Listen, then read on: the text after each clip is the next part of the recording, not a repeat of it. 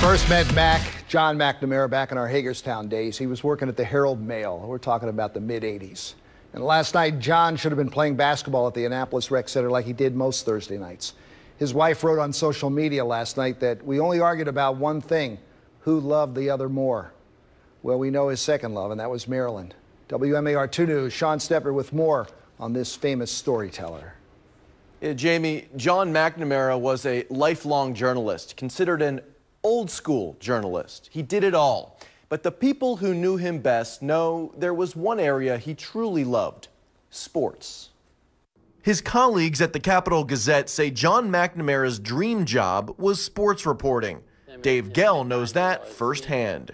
He made sure I was on my A game at all times.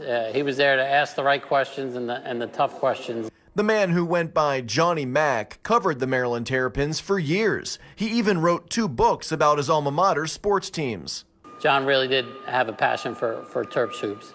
During many of those years working in College Park, McNamara analyzed games and filed stories alongside Gell, who was the Terps media relations director in the mid-1990s. He was definitely fair. He was there to ask the hard questions during the difficult times, and I always respected that about John. He's literally always there, and it was my job to work there and be there 12 hours a day, and he must have been there 9 hours a day, it seemed like. It was that work ethic that endeared him to so many. He was really passionate about his profession and telling the stories, and that's something I could always relate to. And McNamara also grinded it out on the high school scene.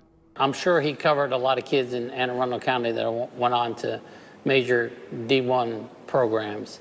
So while most of the time he was on the football and basketball beat, the high school beat was definitely a passion of his too, and the parents and the student athletes at the high school level, they appreciate his dedication and seeing their sons and daughters' names in the newspaper.